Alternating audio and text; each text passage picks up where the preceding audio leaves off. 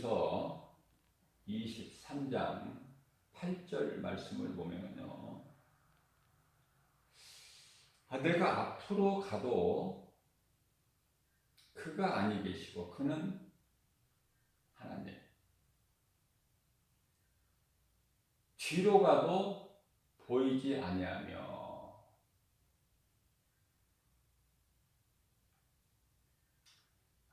내가 앞으로 가도 안 계시고 뒤로 가도 안 보이신다는 거예요. 누가? 하나님.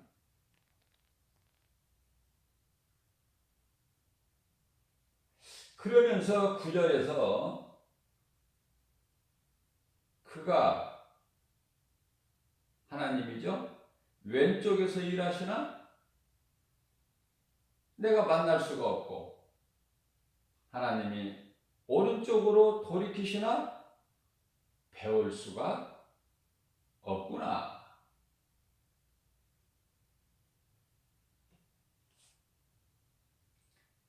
우리가 예수를 믿고 인생을 살아가면서도 때때로 욥과 같이 이런 마음이 있죠? 다 경험했잖아요. 하나님이 아니 계시는가? 내가 믿는 하나님이 아니 계시는가? 아니, 계시지만 나와는 상관이 없으신가? 나 같은 죄인과는 상관이 없으신 하나님이신가?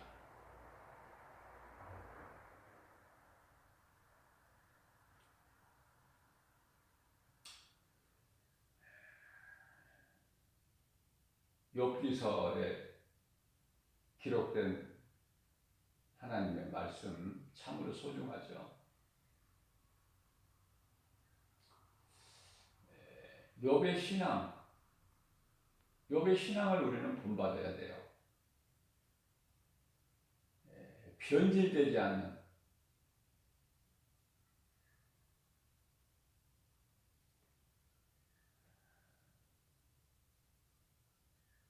유명한 말씀 9절이 10절 말씀이죠. 욥이 고백하기를 그러나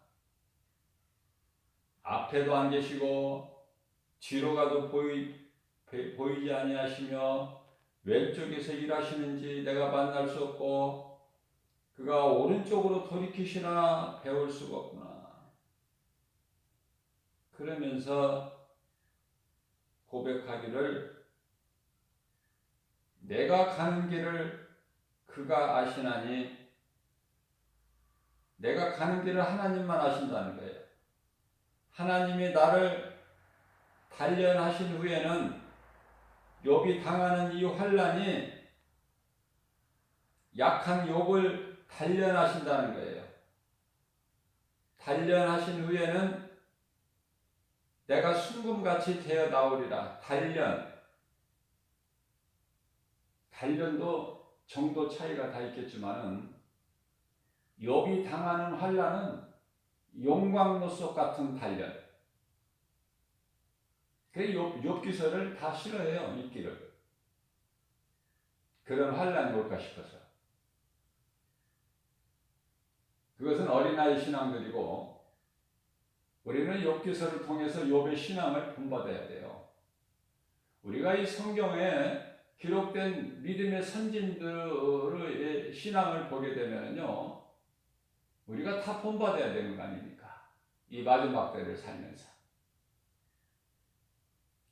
다니엘은 굶주린 사자굴에 던져질지라도 우상숭배 안 했고, 그 친구 사드락 메삭 아벳느고는 7배나 뜨겁게 달구어진 풀무불에 던져질지라도 우상에 무릎 꿇지 않았어요. 요셉은 애굽의 종으로 팔려가. 그것도 10년이나 보디발의 집에서 신분이 종이니까 무슨 일을 하겠어요? 주인을 잘 섬기는 일을 하는 거 아닙니까? 그 주인을 섬기는 주인이 하나님을 아는 주인도 아니고, 보디발 아내 미혹으로 또 억울한 누명을 쓰고 옥에서 3년을 보내지 않습니까? 몇 년이고 그게 중요한 게 아니야. 내가 믿는 하나님은 살아계시며 언제나 나와 함께 하신다. 이 믿음. 때때로 하나님이 안 보일 때도 있지만, 그러나 그 하나님은 나와 함께 계신다. 그러면 내가 왜 이런 고난이 있느냐? 나를 연단하시려고. 그죠?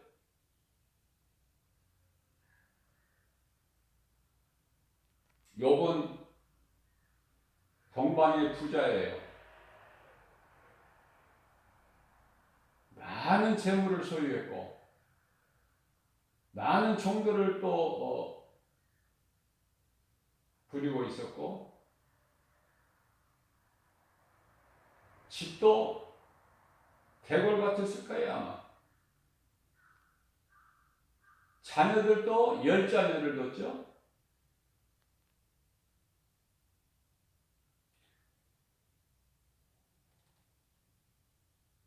자녀들 10자녀, 아들 7에다 딸 3인가요? 거기다가 욥과 그 아내, 그 12명이야. 뭐 부족함이 없어요.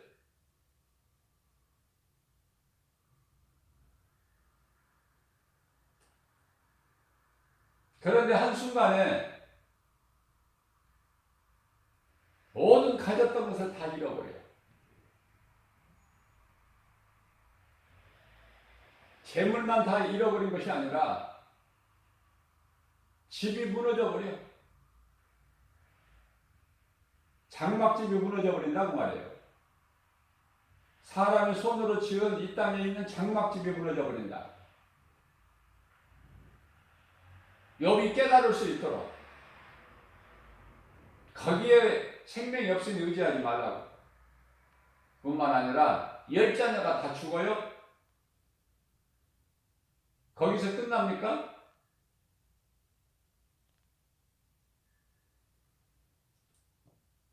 욥의 처가 떠나버려요.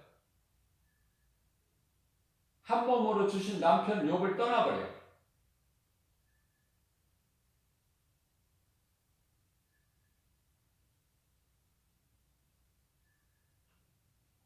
믿음으로 사는 욥을 떠난다는 것은 하나님을 배신하는 것이죠. 그러면서 욥에게 상황이 이럴진데 그래도 하나님이 있다고 믿느냐? 하나님 저주하고 죽어버려라. 차라리 그 편이 낫다. 완전히 마귀에게 사로잡혀 버리죠.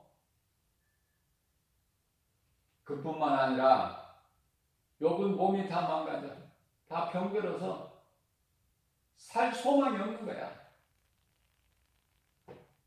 몸이 성한 것이 하나도 없어요. 그래서 온몸이 병에 들고 이제 겨우 호흡만 하고 있는 거예요. 호흡만.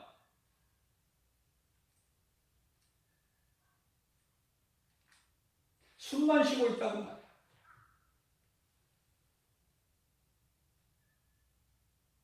기도도 마음의 기도를 해요.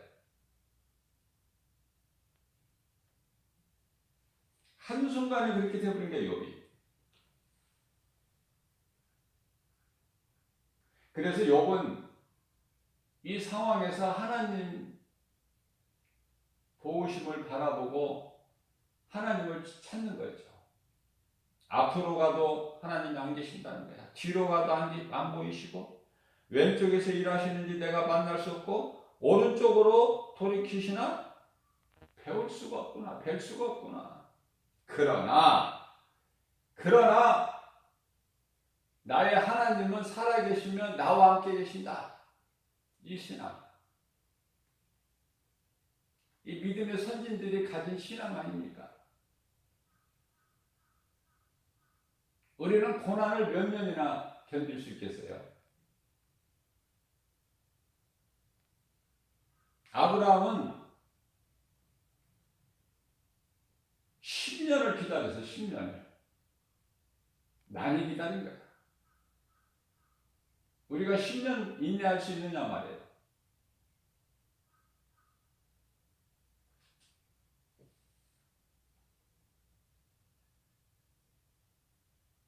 그런 고난이 다른 사람에게는 있어도 나에게는 없어야 된다고만 생각하지. 그래서 꿈속에서라도 욥이 당하는 그런 환난이 없기를 바라는 거 아닙니까?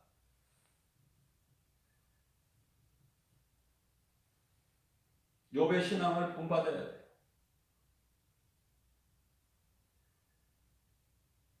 나를 연단하신 후에는 내가 순금같이 되어 나오리라. 다시 거듭난다는 거예요. 재창조된다는 거예요. 내 속에 있는 더러운 불순물 때문에 내가 이 고난을 당하니까 이 연단을 통해서 하나님이 나를 연단하시는 것이고 하나의 과정일 뿐이다. 내가 다시 태어날 것이다. 불순물이 없는 순금같이 정금같이. 여기서의 순금이라는 것은요, 불순물을 말하는 건데요. 불순물이 섞이는 거예요. 섞이는 것을 말하는 거예요. 우리가 이 순금을 보게 되면은 그 함량이 99.9%인가요?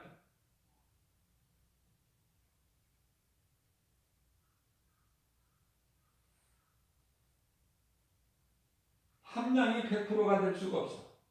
99.9. 하나님만이 가능해. 순금 100%가. 그래서 이 순금이 중요한 것은 불순물이 없는 거예요. 그렇기 때문에 변질되지 않는다. 어떤 상황에서도 변질되지 않아요.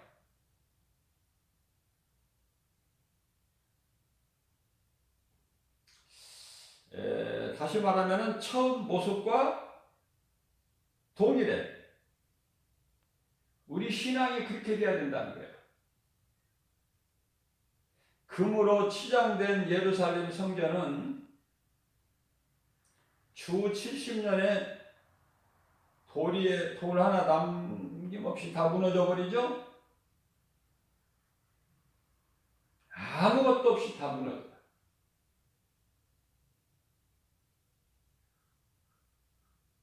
그럼 무엇을 말씀하냐면은 그러한 건물에가 생명이 있는 것이 아니라 이제는 깨끗한 성결한 마음으로 세워진 교회가 성도들의 몸이 되어야 된다. 그게 이제 고린도전서 3장 16절에서 말씀하고 있는 믿는 자들의 성도의 몸이 성전이라고 말씀하시잖아요. 고린도전서 6장 19절에서도 같은 말씀하시고. 무슨 말씀이에요? 크고 아름다운 건물이 아니라는 것이죠. 예수를 믿어도 크고 아름다운 그 건물을 관심을 갖는 거야. 교회 건물이 세상 것입니까? 교회라는 것에 대해서 바르게 알아야 돼요. 교회가 무엇인지를. 예수님 몸 아닙니까? 그런데 교회가 왜 크고 아름답게 지어져야 됩니까? 왜 그렇게 건축이 돼야 돼요?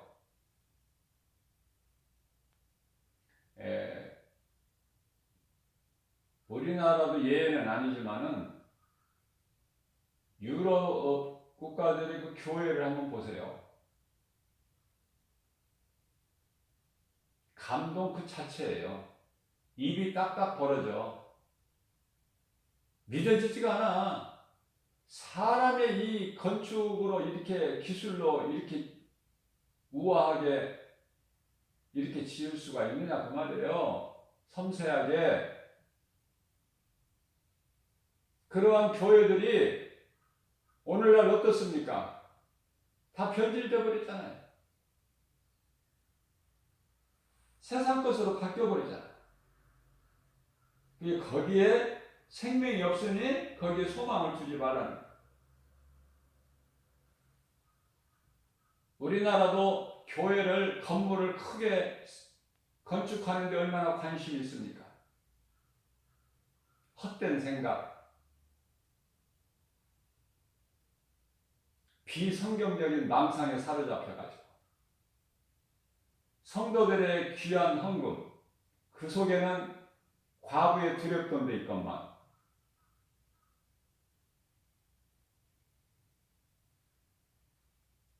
이웃의 영혼을 살리는 데 힘을 써야죠. 그 물질도 사용돼야 된다.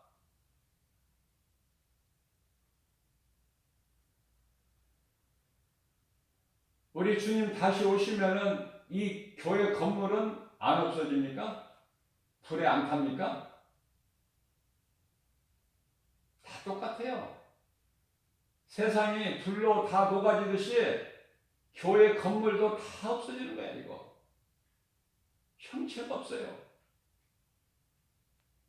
그래서 거기에 소망이 없는 거에 대해서 관심 갖지 말라고 예수님께서 그렇게 하신 거예요. 돌 위에 돌 하나 남김이 없이 다 없어져 버려요. 다시 세워지는 교회는 성도들의 몸이에요. 몸.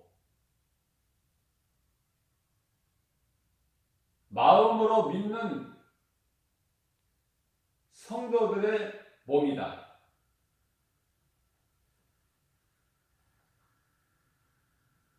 교회 건물은요, 비 올 때 피만 좀 가릴 수만 있으면 돼요. 우리의 인생길이 나그네 인생을 사는 거야. 다시 말하면은 교회 건물도 하나의 장막으로서 비만 피하면 되는 거 아닙니까? 바람도 피할 거 없어요.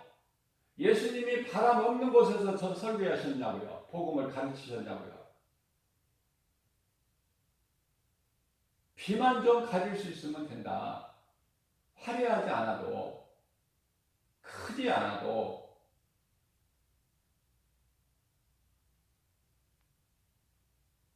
그러면은 성도들의 그 헌금을 어디에다 써야 되느냐? 영혼 살리는 일에 써야 돼요. 그러나 그런 목사님들이, 그런 신앙을 가진 목사님들이 몇 분이나 되느냐 그 말이에요. 성도들이 몇 명이나 되느냐 그 말이에요. 회개해야 돼요. 하나님 말씀 중심으로 나갈 때 성도들 한 사람 한 사람이 그리스도인이 되는 거야. 참된 그리스도인.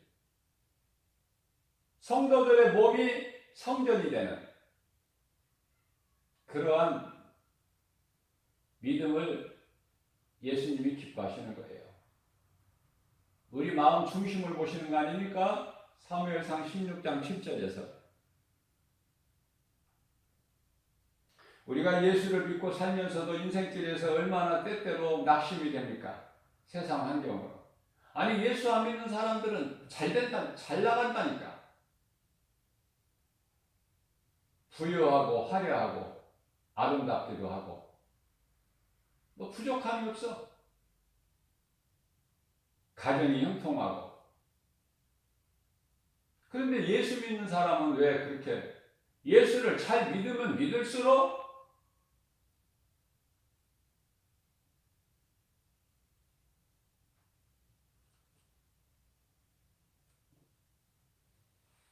힘들고 고난이 있고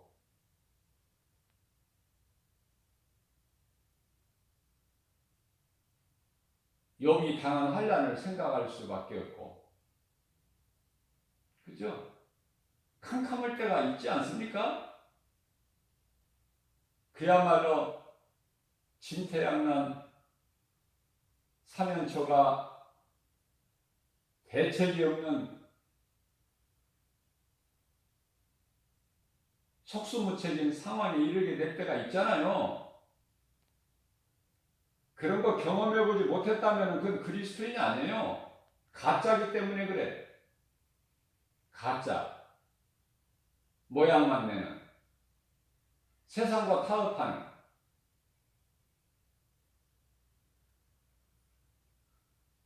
요셉이나 다니엘, 사드락, 메삭, 아벳느고나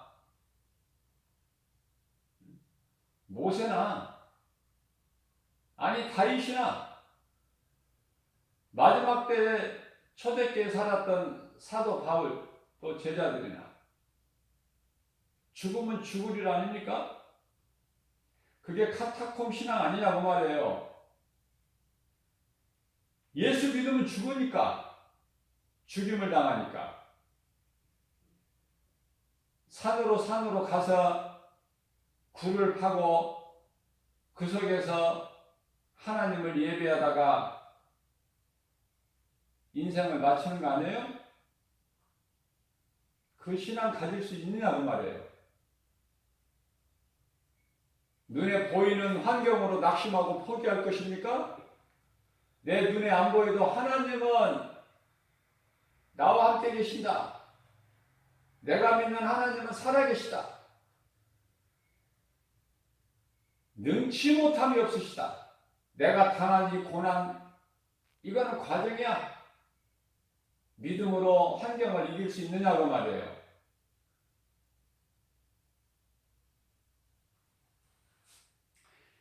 욥뿐만이 아니라 시편 43편 5절 말씀을 보게 되면 다윗도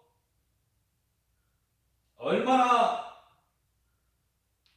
고난이 견디기 힘든지, 내 영혼아 네가 어찌하여 낙심하며 어찌하여 내 속에서 불안해하는가. 왜 환경을 바라보는 거야? 왜 불안해? 왜 낙심해? 자기 자신에게. 너는 오직 소망을 하나님께 두라.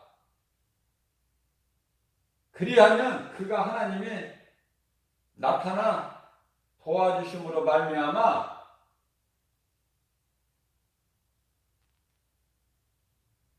내 하나님을 여전히 찬송하리로다. 이런 놀라운, 이 다윗은 이 문학적 감각이 뛰어나고 시적 표현이 놀랍잖아요.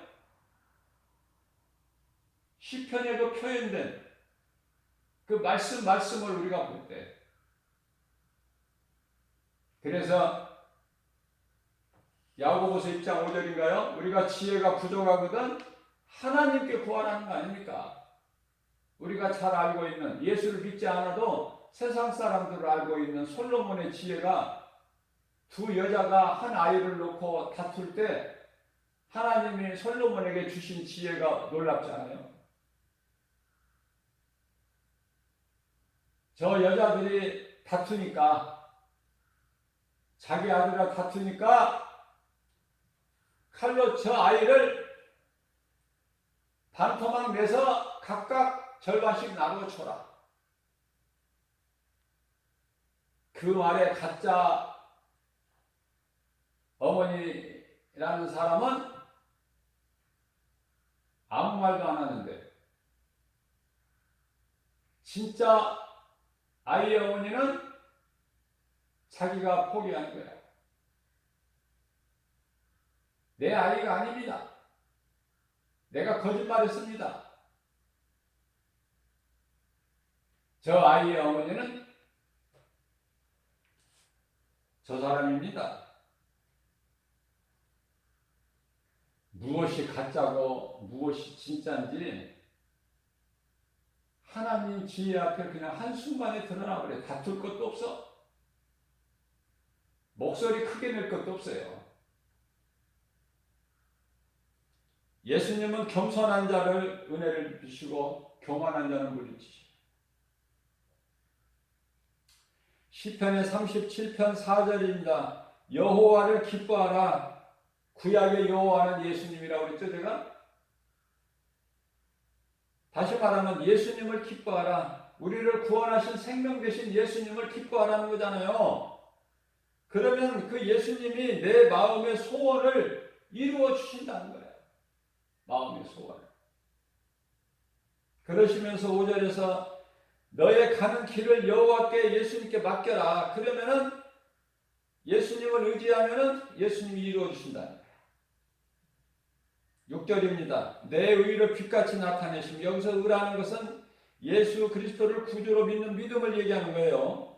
의를 빛같이 나타내시며 뿐만 아니라 내 공의를, 여기서 공의라는 것은 내가 믿는 예수 진리의 복음을 이웃에게 전하는 거 아닙니까? 공의를 정오의 빛같이 하시리로다.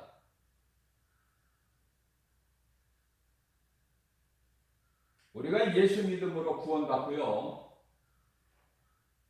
예수님께는 상이 있는데 그 상을 받을 자들은 누가 받을까? 상은 예수 믿으면 구원받아. 구원받는다고 상까지 받습니까?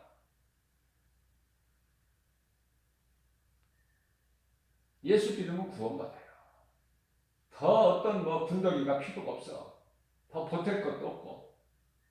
믿으면 구원받는 거야. 믿으면. 그러면 상은 누가 받을까? 내가 믿는 예수를 전해야 돼. 예? 누군가에게라도. 가족이 됐든 형제가 됐든 친구가 됐든 친척이 됐든 회사나 직장에서 함께하는 사람이 됐든 전혀 모르는 그 누구에게라도 세상에 나가서 내가 믿는 예수를 진리의 복음을 전하는 자가 상 받는 것이 상이에요. 그러니까 여러분들도 이 상을 받고 싶으면 전도하시라. 그러나 전도는 아무나 할 수 있는 게 아니에요. 또 조금 하다가 멈춰버리는 게 아니야. 죽을 때까지 하는 전도할 수 있습니까? 사람으로 되어지는 게 아니에요. 스가랴서 4장 6절입니다. 하나님의 나라의 일은, 복음을 전하는 일에는 사람 힘으로 능으로 안 되는 거예요. 성령의 도우심과 인도하심으로만 가능해. 이게 죽을 때까지 복음 전하는 것이. 시편의 126편 5절입니다. 눈물을 흘리면서라도 씨를 뿌려야 되는 거야. 그래야 열매가 있어. 내가 기분이 좋을 때만 씨를 뿌리느냐고 말해요. 농부가. 눈물을 흘리면서라도 씨를 뿌려야 돼. 농부는.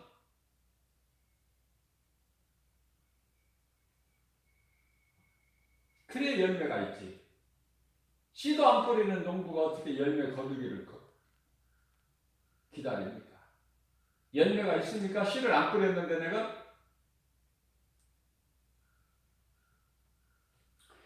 로마서 10장 15절 말씀입니다.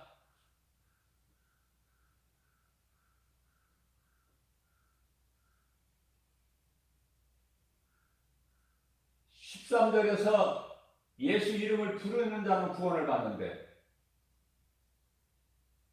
15절 말씀을 보니까 믿지 않는 자를 어떻게 불러?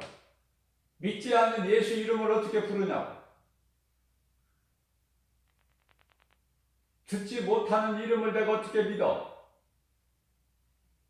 예수 믿으라고 전하는 자가 없는데 내가 어떻게 예수를 복음을 듣느냐고 말해요. 전하는 자가 없는데.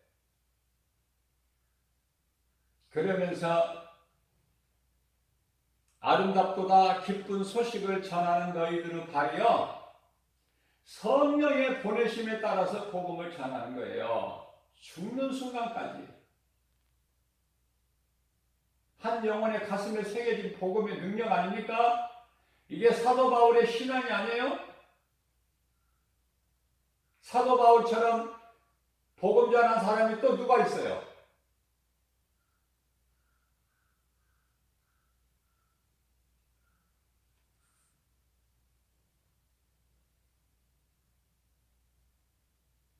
전도는 다른 사람에게 하라는 것이 아니라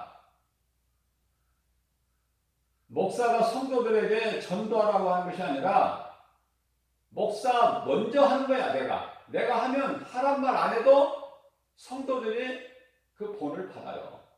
따라올 수밖에 없어요. 양들은 목자를. 설교를 통해서 전도해라.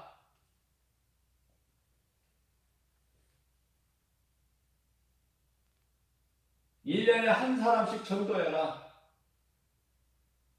그러면은 100명 성도가 200명이 되고 1000명 성도가 2000명 아니냐. 그렇게 몇 년 해봐라. 이런 식으로 설교를 할지라도 그 목사가 세상에 나가서 복음 전하느냐 그 말이에요. 안 해요. 성도들 보고 전도하라는 거야. 목사가 안 하는 전도를 성도들이 어떻게 해? 조금 하다가 말지. 하라고 하니까. 사람에게 보이려고 하다가 말아요. 얼마 동안 하다가. 날짜도 정해놓고 요일도 정하고 시간도 정해서 만나서 한다니까요. 한동안 뭐 하는 것 같이 해요. 그러나 다 시들어버리고 없어. 그렇게 하는 것이 전도가 아니에요. 그 한 영혼, 우리 하나님 마음을 본받아서 한 영혼을 사랑하는 마음, 천하보다 귀하게 여기고 그 믿음으로 나가는 거 아니에요? 몸이 아파도 나가는 거 아닙니까? 환경이 내 눈에서 눈물이 나도 복음은 전하러 나가야 된다, 세상에. 그죠?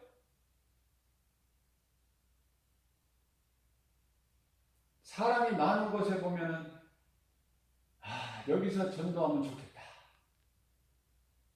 왜냐하면 우리 예수님이 깊은 바다에 가서 그물을 내려 고기를 잡으라 그러셨거든. 깊은 바다에 가서. 사람이 많이 모이는 곳이, 사람이 많이 지나다니는 곳이, 사람을 많이 접할 수 있는 곳이 깊은 바다 아닙니까? 고기로 비유하시는 거예요. 고기로, 물고기로.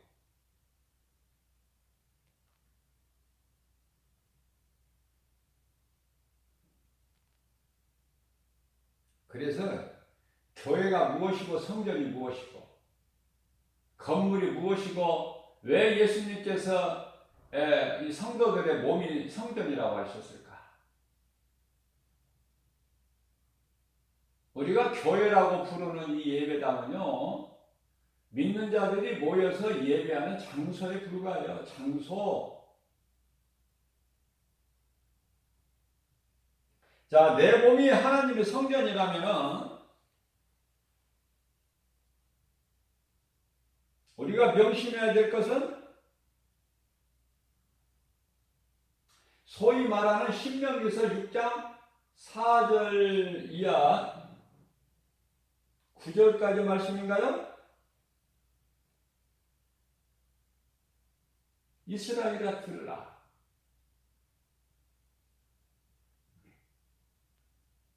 하나님의 말씀을 들으라. 5절에서 너는 마음을 다하고 뜻을 다하고 힘을 다하여.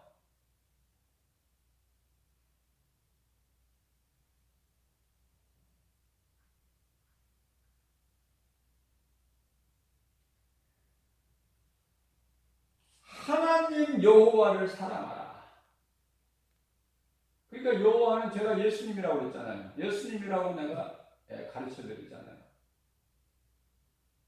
야, 하나님이신 여호와, 하나님이신 예수님, 예수님이 하나님,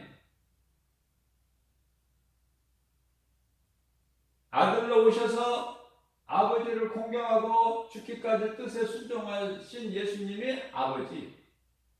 그죠? 하나님 말씀을 많이 몰라도 신명기서 6장 4절에서부터 9절까지 말씀이 한마디로 말씀이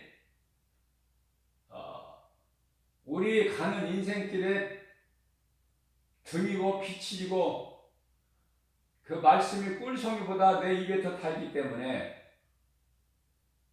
내 말씀이 너에게 좋으냐?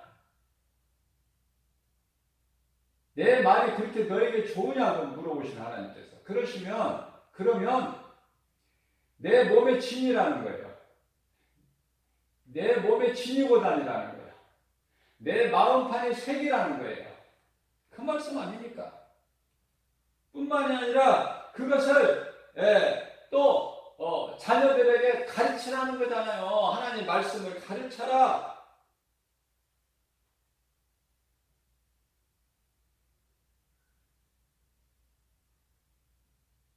가르치는 정도에서 끝납니까?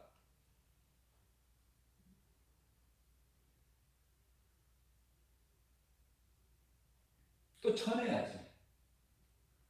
자녀들에게 하나님 말씀으로 양육하는 데서 거기에서 끝나는 것이 아니라 더 나아가서 이웃사랑, 내 이웃을 네 몸과 같이 사랑하라고 말씀하셨으니까 세상에 나가 전해야죠. 뭐를 전해요? 진리 되신 하나님의 말씀을, 빛이 되신, 어두운 세상의 빛이 되신 이 말씀을 빛을 비추라는 거예요. 세상에, 어두운 세상에.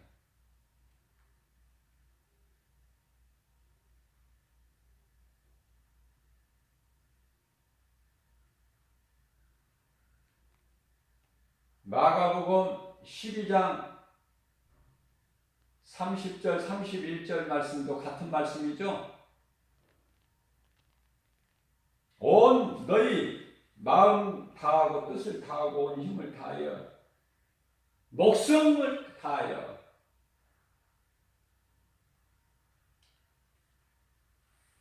하나님을 사랑해야 돼요. 하나님을 사랑한다는 것은 하나님께서 어디 멀리 계시는 것이 아니라 말씀으로 우리 가운데 계시잖아요. 말씀이 하나님이잖아요. 요한복음 1장 1절에. 성경을 어렵게 보시지 마시고, 어려운 게 아니야. 성경은 믿는 자들에게는, 세상 사람들에게는 어렵지만은 믿는 성도들에게는 성경이 어렵지가 않아요. 성령님이 감동 주시는 거야. 깨달을 수 있도록.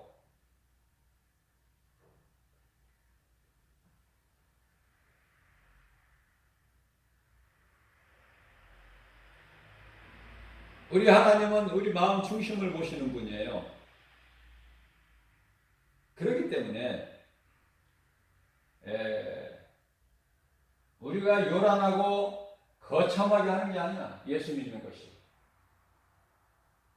그저 잠잠하게 겸손하게 골방 기도를 통해서 하나님을 만나고, 교회에서 우리가 합심하여 기도할 때 하나님을 만나고, 말씀을 목사님을 통해서 듣는 중에 하나님을 만나고,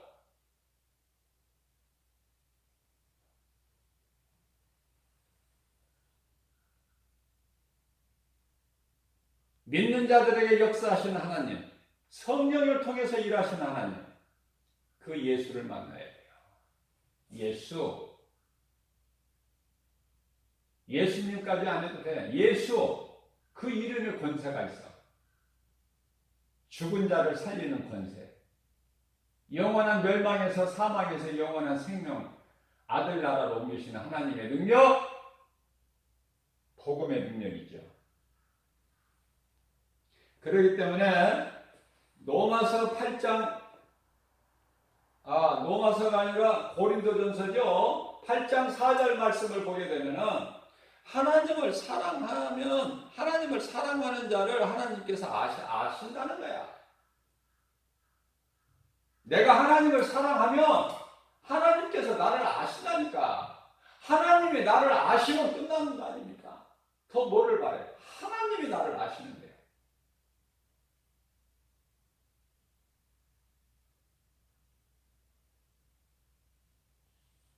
저는 개인적으로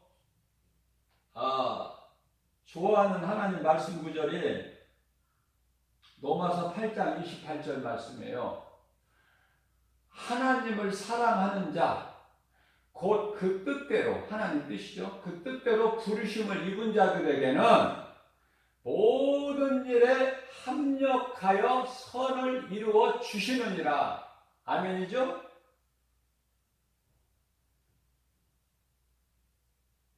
하나님 사랑한다는 것은 말씀에 순종하는 것이다.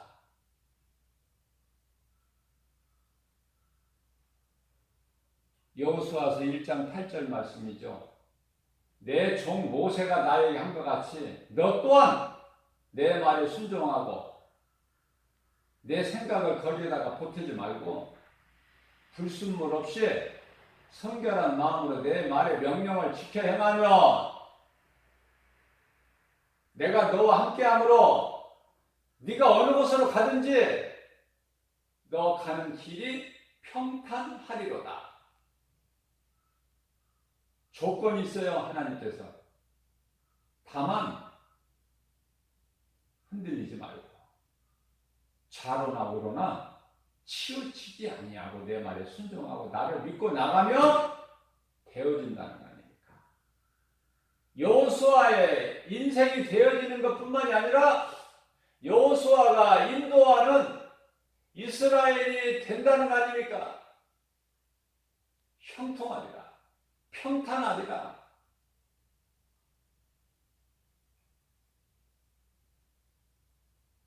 사도행전 가장 끝장 28장까지 있죠. 28장 끝절에 30절 31절 말씀을 보게 되면은 사도 바울이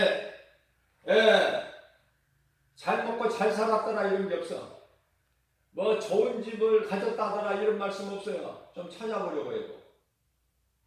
어떤 말씀이 있어요? 결론적으로 남의 셋집에서 살면서 복음 전하는 거야.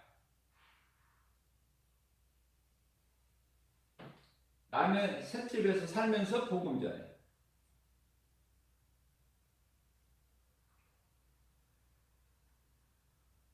죄수의 신분이기 때문에 자유롭게 활동은 못해도 내가 가고 싶은 곳에 가서 복음 사역지에 가서 내가 전하지는 못해도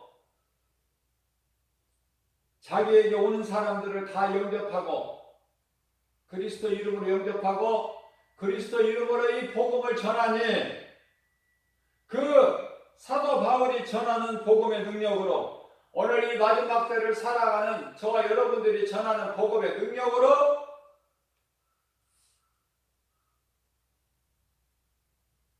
하나님의 나라를 전파할 때 예수 그리스도에 관한 모든 것을 담대하게 거침없이 예수가 그리스도시다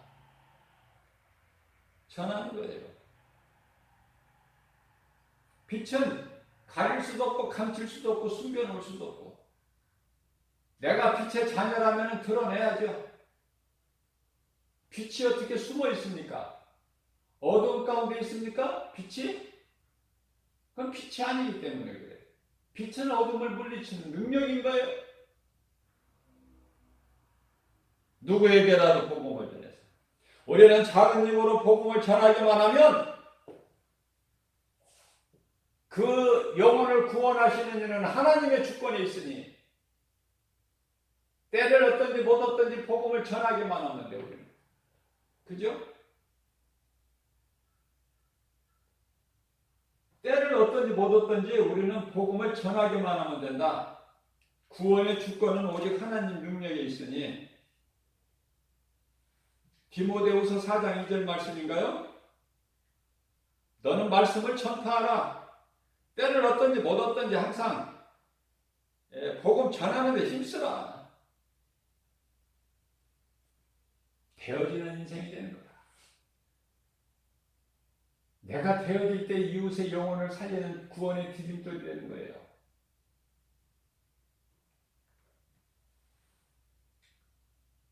이 마지막 때 죄와 거짓과 어둠으로 가득한 이 세상을 살아갈 때 믿을 일은 오직 예수. 예수밖에 없어요. 그 누구도 믿을 자가 없어요. 하나님의 말씀만 진리니 그 누가 와서 어떤 말로 나를 광명한 천사같이 현장에서 와서 미혹하더라도 하나님의 말씀이 아니면 그건 거짓이다. 단호하게 물리쳐버려야 돼. 단호하게. 타협할 게 없어요. 뭐 기도해보고 말 것도 없는 거야. 그러기 위해서는 말씀을 알아야 되겠죠. 말씀을 모르는 건 어디다 갖다가 비춰볼 거야. 비치신 하나님 말씀에 비춰야 거짓된 것이 다 드러나 버리지. 그 속성이 다 드러나는 거 아닙니까? 응? 히브리서 4장 13절 말씀같이 피하지도 못하고 거짓말도 못하고 숨지도 못하고 다 벌거벗은 것처럼 하나님 앞에 다 심판대에 서야 되는 거 아니에요?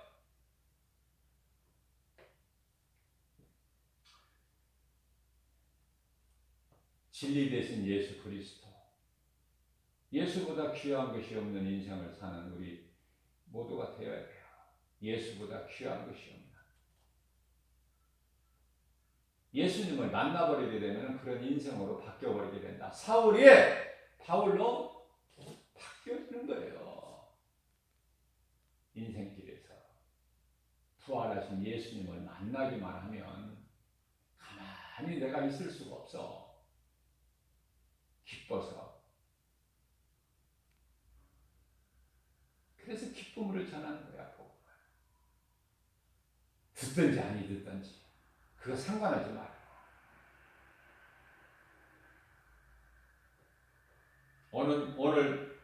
오늘 또 이 오늘이라는 새벽을 오늘이라는 또 나를 새날을 주셔서 새벽을 깨워주신 분은 예수님.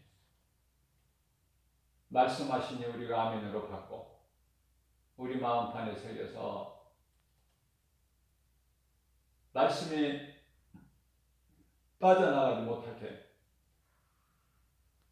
잘 박힌 목과 같이 우리 심령 속에 새겨서 소가 여물을 되새김질한 같이 때때로 우리가 하나님 말씀을 내 속에 꺼내야 되는 거예요.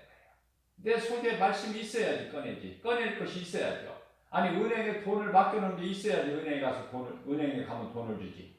괜히 맡겨놓은 것도 없는데 은행에 가기만 하면 돈을 주느냐고 말이에요. 내가 심은 것이 있어야 내가 거둘 열매가 있는 거 아니에요? 심지도 않고 무슨 열매를 기다려. 지극히 어리석은 것이죠. 노아 홍수 심판 이후에 심고 거두는 것을 하나님이 주신 거예요. 노아에. 심으면 나는 거야. 심은 대로 난다니까. 갈라디아서 6장 7절에서 심은 대로. 내가 믿음으로 하나님 말씀을 믿음으로 심었다면 환경으로 낙심하지 마라. 갈라디아서 6장 9절에서 때가 되면 이루리니.